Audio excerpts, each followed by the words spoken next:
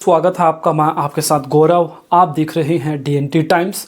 DNT times में आज हम बात करेंगे हरियाणा और तेलंगाना सरकार को लेकर। हरियाणा के अंदर बीजेपी की सरकार है, नायब सैनी हरियाणा के मुख्यमंत्री हैं, तो वहीं तेलंगाना के अंदर कांग्रेस की सरकार है और रेवंत रेड्डी वहां के मुख्यमंत्री हैं।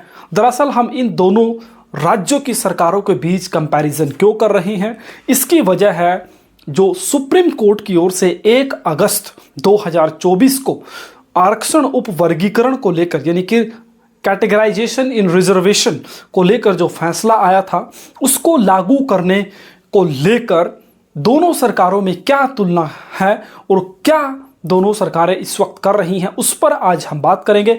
एक तरफ हरियाणा की नायब सैनी की सरकार है, जिसने पहली कैबिनेट मीटिंग में ही हरियाणा के अंदर उप वर्गीकरण लागू करने का ऐलान किया था।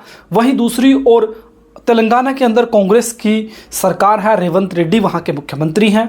उन्होंने क्या कुछ किया है अब तक आरक्षण में उप वर्गीकरण को लेकर, इस पर भी हम आपसे बात करेंगे, इसको लेकर भी हम चर्चा करेंगे। सबसे पहले हरियाणा की तरफ चलते हैं। हरियाणा के अंदर बीजेपी ने चुनाव प्रचार के दौरान ही डीएससी यानी कि डिप्राइव्ड शेड्यूल्ड कास्ट के लिए अलग से रिजर्वेशन लागू करने की घोषणा कर दी थी और सरकार बनते ही पहली कैबिनेट मीटिंग में बीजेपी ने इसको लागू करने का ऐलान भी कर दिया। लेकिन सवाल अब उठ रहे हैं कि आपने ऐलान तो कर दिया, लेकिन जिस तरह से नौकरियों की जो भर्तियां इस वक्त निकल रही हैं, उनमें जो डीएससी आरक्षण है वो लागू नहीं किया गया है।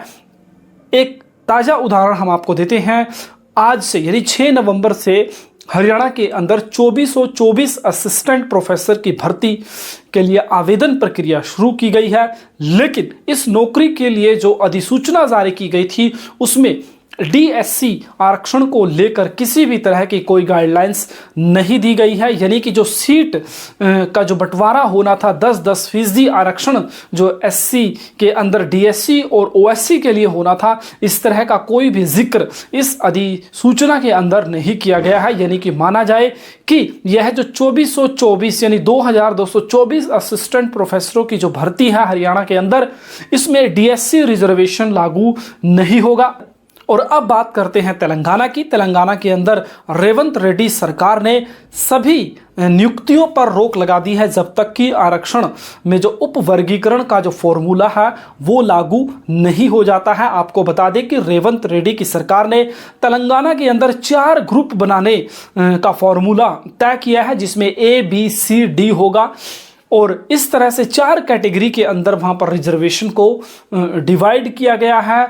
और वहां पर रेवंत रेड्डी की जो सरकार है, उसने जो नई नौकरियां आ रही हैं उसमें भी इस रिजर्वेशन फॉर्मूले को लागू करने की बात कही है। और साथ में जो भर्तियां जिनके रिजल्ट अभी आने थे, जो अधिसूचनाएं जारी की गई थी हाल ही में, उन सब को रोक कर फिर से नए सिरे से यानी कि रिजर्वेशन के फॉर्मूले के तहत, यानी कि आरक्षण में उपवर्गीकरण के फार्मूले के तहत उन सब भर्तियों को लागू करने का ऐलान रेवंत रेड्डी सरकार ने किया है। इस तरह से इन दोनों सरकारों की तुलना करके हम पाते हैं कि पूरे भारत के अंदर सुप्रीम कोर्ट के फैसले यानी निर्देश को सबसे पहले लागू करने वाली अगर कोई सरकार है तो वो तेलंगाना के अंदर रेवंत रेड्डी यानी कांग्रेस की सरकार है।